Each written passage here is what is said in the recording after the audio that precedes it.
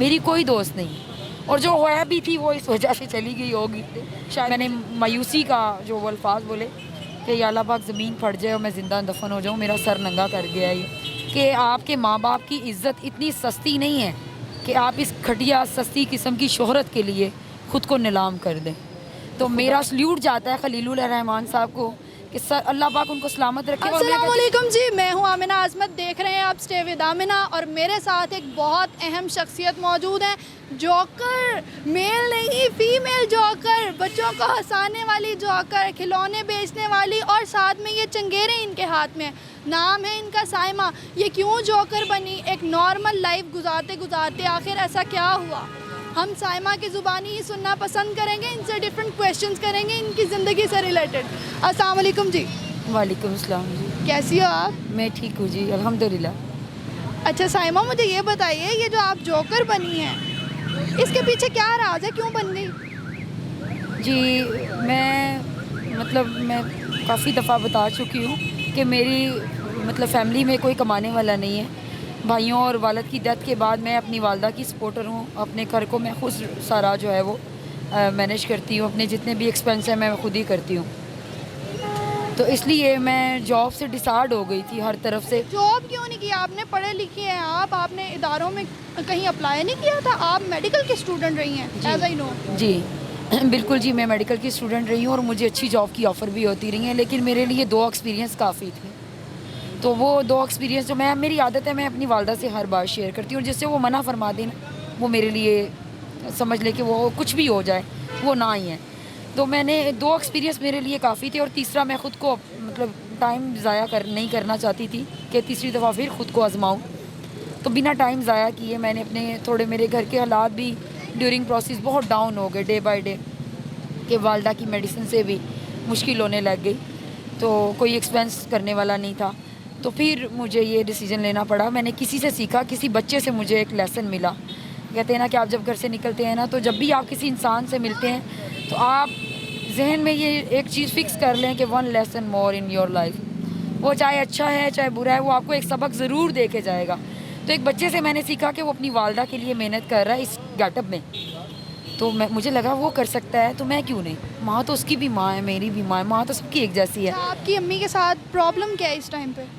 मेरी वालदा को जो है डायबिटीज़ प्रॉब्लम है और कार्डिक इशू है। उनको 2 दफ़ा अटैक हुआ है, और उनके ना बैक साइड पे ना, लेफ़्ट साइड पे, हार्ट के बैक साइड पे बिल्कुल इतना बड़ा गढ़ है, वो रिलीज़ होता रहता है। वो मैं शो करना चाहूँगी, मुझे प्रॉब्लम नहीं है, आप कर सकते हैं वो मेरी वालदा के लिए भी। तो वो रिलीज़ होता रहता है और डॉक्टर इज़ रिकमेंडेड कि वो रिमूव करना पड़ेगा। लेकिन मैं जब भी लेके जाती हूँ तो वो ये कहते हैं कि पहले बेटी का कुछ कर लें, उसके बाद आइएगा। तो सिचुएशन इज़ वेरी क्रिटिकली, और मुझे नज़र आ रहा है क्या नहीं। तो मेरी वालदा कहती है कि मैं उम्र के उस पहर में हूँ, मुझे ज़रूर चीर फाड़ करवानी है, जो भी है इकट्ठे मिल के ज़िंदगी जीते हैं। And my mother is my best friend. मेरी कोई दोस्त नहीं, और जो है भी थी वो इस वजह से चली गई होगी, शायद मुझे ब्लॉक कर गई हो जोकर की वजह से। अच्छा, क्या ऐसा हुआ कि आपके दोस्तों ने जब देखा कि साइमा जोकर बन गई, साइमा चंगेरे बेच रही है, इसको छोड़ दो? मुझे अभी तक ऐसा कोई मैसेज नहीं आया, लेकिन मुझे कोई कॉल भी नहीं आई कि तुम्हें मैंने वहाँ देखा था, या वैसे कभी रब्ता हो जाता था, 2 फ्रेंड थी, अब नहीं हुआ। छोड़ गई है ना? हाँ, इसका मतलब यही है, छोड़ गई हैं। लेकिन मुझे इससे फ़र्क नहीं पड़ेगा, क्योंकि आपका वो होता है जो हमेशा आपके साथ रहता है। वो कोई भी रिश्ता हो सकता है। देखिए ना, जो मेरे साथ है वो मेरी माँ है।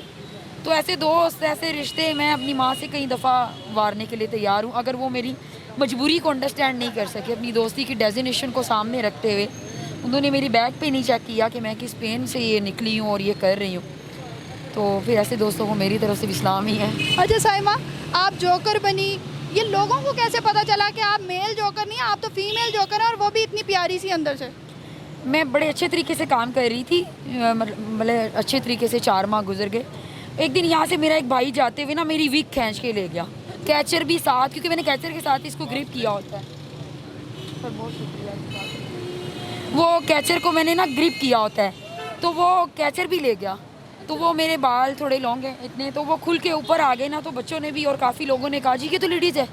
हम समझते थे ये बंदा है, और तब मुझे ज़मीन पे बैठ के ना काफ़ी देर सोचना पड़ा कि मैं सिचुएशन को हैंडल कैसे करूं।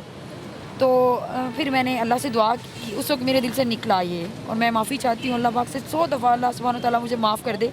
मैंने मायूसी का जो वो अल्फाज बोले कि या अल्लाह पाक ज़मीन फट जाए और मैं ज़िंदा दफन हो जाऊँ, मेरा सर नंगा कर गया ये जो सर नंगा हुआ था इसमें तो आपकी कोई गलती नहीं थी। यहाँ पे तो पूरे कपड़े उतार देती हैं आयशा अकरम जैसी बेगैरत औरतें, और बहुत सारी और भी हैं। आयशा अकरम का नाम अकेला नहीं है, बहुत सारे और भी लोग हैं जो अपने कपड़े तक उतार देते फेम के लिए, और आपसे तो गलती से वो सब कुछ हुआ, तो आप इतनी नादिम क्यों हो गई थी?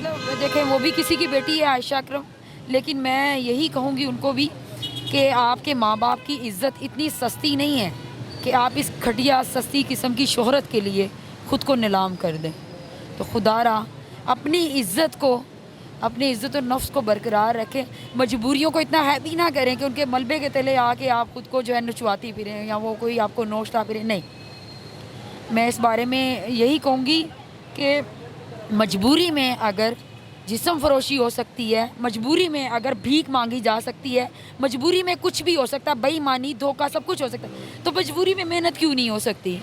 अच्छा, जब औरत की इज़्ज़त की बात आती है तो अभी मेरे जहन में तो आपका इमेज हो गया बहुत ही मजबूत कि औरत इस तरह से इज़्ज़त से रोज़ी कमाना चाहती है और वो कमा सकती है। मुझे ये बताइए, कभी किसी ने हूटिंग वगैरह की है जब से पता चला कि ये फ़ीमेल जोकर है? नहीं, मुझे बहुत लोगों ने अप्रिशिएट किया जब से उन्हें पता चला कि फ़ीमेल है। गाड़ियाँ रोक के लोग मेरे सर पे हाथ रखते हैं, और मुझे फैमिलीज़ आती हैं तो वो रिक्वेस्ट करती हैं I want to hug you, और तो मैं कहती हूँ ऑफ कोर्स।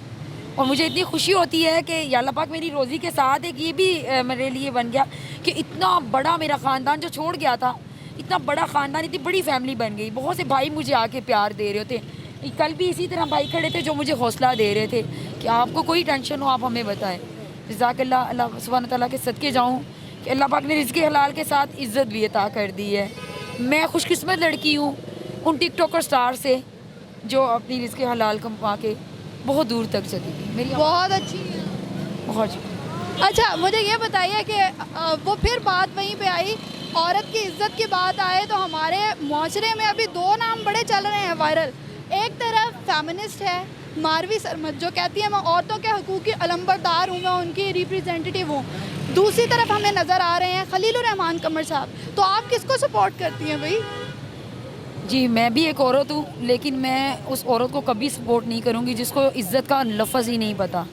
तो मेरा सल्यूट जाता है खलीलुर रहमान साहब को कि सर अल्लाह पाक उनको सलामत रखे। और मैं कहती हूँ मेरी कोई औलाद होती, मेरा कोई बेटा होता तो मैं कहती जाओ बेटा सीख के आओ, जाओ इज़्ज़त करनी है औरत की तो उनसे सीखो। माँ का रुतबा, बेटी का रुतबा और एक बीवी का रुतबा या एक आम औरत का रुतबा, उन्होंने हमेशा औरत को इज़्ज़त दी, और उनके अल्फाजों में ऐसी जान होती है कि यकीन करें मैं उनके प्रोग्राम्स नहीं देखती, लेकिन मैंने एक दो बातें उनकी ऐसी सुनी हैं, ऐसी पॉजिटिव बातें हैं कि उन्होंने बता दिया है कि औरत की इज़्ज़त कैसे की जाती हो। तो सभी भाइयों से भी ये भी रिक्वेस्ट है कि उनसे कुछ सीखें, उनसे कुछ सीखें।